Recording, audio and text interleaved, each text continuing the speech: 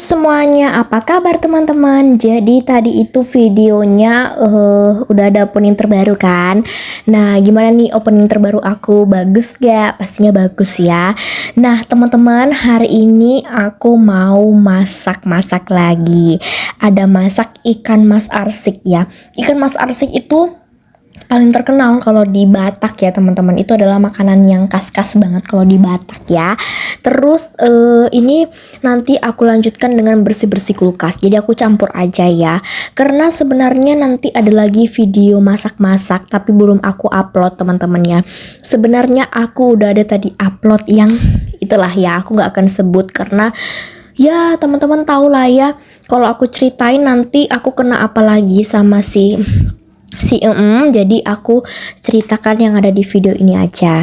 Nah, jadi hari ini kami mau masak ikan mas arsik ya. Nanti kalau teman-teman penasaran, kalian bisa lihat ya. Nah, ini tuh ada kencur, asam cakalang ya kalau nggak salah. Maaf teman-teman, itu bukan kencur tapi asam cakalang. Nah, jadi si asam cakalang tadi itu digeprek ya kan. Terus ini apa sih namanya itu digiling-giling ya, aku lupa apa namanya.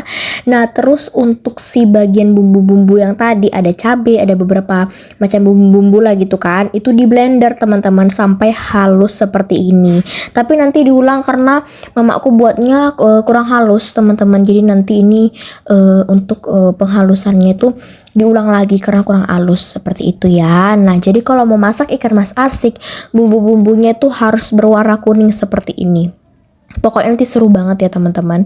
Nah, ini adalah asam cakalangnya yang tadi udah digeprek sama tanteku dan ini tinggal di apa sih namanya itu dipukul-pukul ya. Kalau bahasa apanya aku nggak tahu teman-teman. Pokoknya dia digeprek-geprek aja seperti itu biar dia halus ya kan. Kita soalnya bukan mau ngambil si ampas-ampasnya, kita cuma mau ngambil airnya doang. Untuk yang biji-bijinya ini tuh dibuang teman-teman, seperti itu ya. Jadi kita cuma ngambil si air asamnya doang karena nanti ini akan kita campur ke si ikannya ya.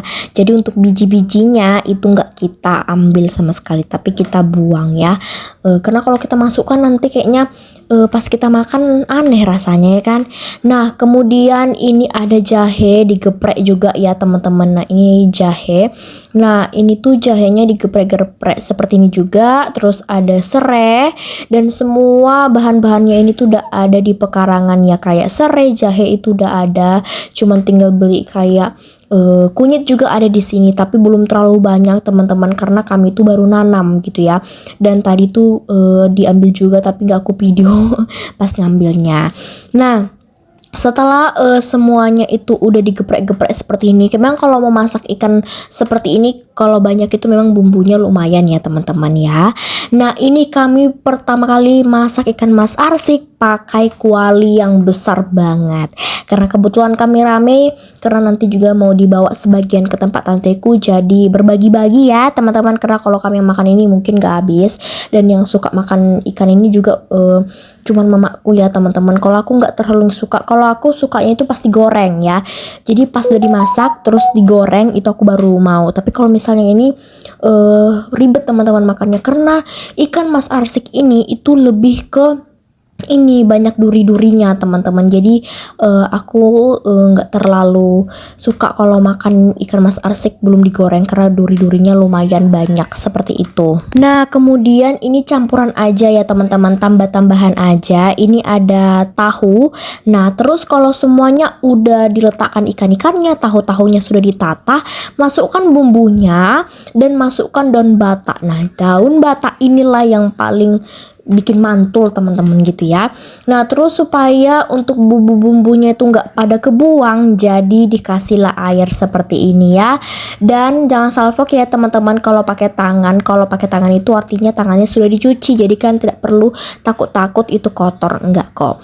Dan kami hari ini masaknya itu di luar, tidak di kompor teman-teman ya. Nah, jadi di sini kalian temanilah bapakku ini bikin apinya. Jadi ini tuh dipasang dulu seperti ini supaya nanti nggak mengganggu ya teman-teman. Untuk angin-angin, kalian tahu kan angin-angin itu sangat mengganggu. Jadi untuk menjaga angin-anginnya tidak mengganggu api-apinya, nanti dibuatlah seng sama besi seperti ini teman-teman ya. Cuman sebagian aja dibuat karena biar bisa nanti untuk angkat ikannya. Oke teman-teman, kalau misalnya kalian lihat banyak banget yang aku blur-blur, maaf ya karena di sini bapakku nggak pakai baju, jadi aku blur-blur aja supaya tidak terlalu mengganggu ya. Jadi aku blur aja soalnya nanti bapakku pasti marah-marah. Nah jadi karena udah selesai ini dipasanglah kayu-kayunya, dan kalau misalnya ada pun kelihatan gitu pun nggak terlalu banyak ya karena kebanyakan aku blur dan blurnya juga besar-besar, maaf teman-teman ya. Nah karena apinya udah kelar, ini tinggal diletakkan aja si bagian panci besarnya tuh, lihat ya. Dan ini dia setelah udah masak teman-teman. Nah kalian bisa lihat ya, ini karena masih kurang garamnya, dicampur lagi lah sama mamaku ya, terus diaduk-aduk lagi. Nggak diaduk sih, kalau diaduk nanti pecah, rusak si tahu-tahunya ya teman-teman, karena kan dia udah lembek ya posisinya. Memang kalau tahu itu lembek sih, tidak ada yang keras seperti itu ya. Oke, udah dirasakan sama tanteku. Wow, sepertinya enak ya. Kemudian ini dilanjut dengan aku yang bersihkan kulkas, karena kebetulan kata tanteku kulkas kami seperti kapal pecah. Hari ini aku mau bongkar-bongkar dulu semua kulkas-kulkasku ini. Memang apa sih yang bikin berantakan ya? Kita penasaran kan? Nah yuk kita beres-bereskan. Wih bisa nih aku buka teman-teman, karena kebetulan ada tanteku, jadi aku berani. Kalaupun aku nggak bisa, nanti aku minta tolong sama tanteku. Ternyata aku bisa loh masukkan sendiri nantinya.